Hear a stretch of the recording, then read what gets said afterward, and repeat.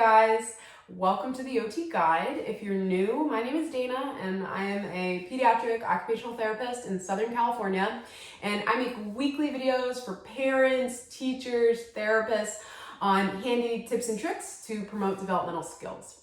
So today's video is a little bit different from the videos I've made in the past in that it is specifically for all the school-based occupational therapists out there. It's going to talk about what actually works when it comes to fixing messy handwriting, which I know is the majority of our referrals. It's going to talk about some really important research, and I'm going to share it. And it's also going to talk about my process as a school-based OT and how I have changed and grown over the years. So let's start with a little bit of my background. So when I first graduated OT school, started my position as a school-based OT, when it came to handwriting, I was told and I learned that I'm supposed to work on the super complicated underlying skills that go into handwriting. So I'm supposed to work on those visual motor skills. I'm supposed to work on fine motor and motor planning and bilateral coordination. And that's what I did. I would work on those underlying skills for the entirety of my session. And I noticed that my students, their handwriting legibility, their goals, they weren't improving. They weren't getting better at the skill that I wanted them to get better at. And then I happened upon some research, and I'm going to share that research right now with you all, that really influenced my practice and changed the way I viewed my role as a school-based OT. Let's check it out. So here's the article I really like. It's actually a pretty recent article. It came out in 2020, and it goes over, it's a systematic review, and it goes over all the different OT interventions in school-based and then evaluates which ones are most effective, which ones are backed by research, and which ones aren't. The purpose of this video, I'm just going over what works for handwriting. It takes a look at 25 studies relating to handwriting legibility outcomes, and it goes over studies that address 4 different intervention approaches. So component skills, sensory motor versus just therapeutic practice, interventions in addition to classroom activities, as well as interventions in place of classroom activities.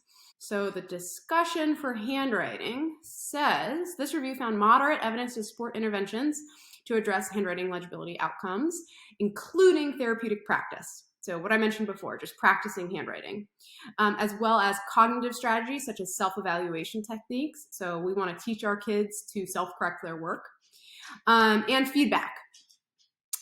In contrast, this is a big statement here. In contrast, the evidence indicates that sensory motor handwriting interventions that address isolated component skills like visual perception, kinesthesia, and hand manipulation, and visual motor integration, or biomechanical features of handwriting have no effect on handwriting legibility. So if you're a school-based OT and you have not read this article yet, I highly recommend you read this article. It really did impact me. I'm going to link it in my YouTube description of this video. So next to my name, the OT Guide, I'll have this article information listed so you can check it out. Whereas before, my components, my performance skills were the focus of my session, so visual motor, hand strength, fine motor. Now they're often just the warm-up. So I'll do a 5 to 10 minute warm-up, and then I'll jump into the skill that I'm actually practicing with my student. When I was a new grad, my approach to treatments were bottom up, meaning I worked on those underlying skills so my students would get better at the activity they wanted to improve at. Now I am a top-down treatment approach kind of therapist, meaning whatever activity my student wants to get better at, whether it's using scissors or writing or regulating their emotions, I work on that, and the underlying skills follow through using the top-down approach. By working on scissor skills, they are also addressing hand strength. They are also addressing bilateral coordination skills. So now that we know that it's practice with the actual skill that improves that skill, this is motor learning theory, right? Motor learning theory basically states that the more repetitions we get, the more times we do something correctly and accurately, the better at that skill we will be. So it's really motor learning theory that guides my practice now. I hope this video was helpful for you all.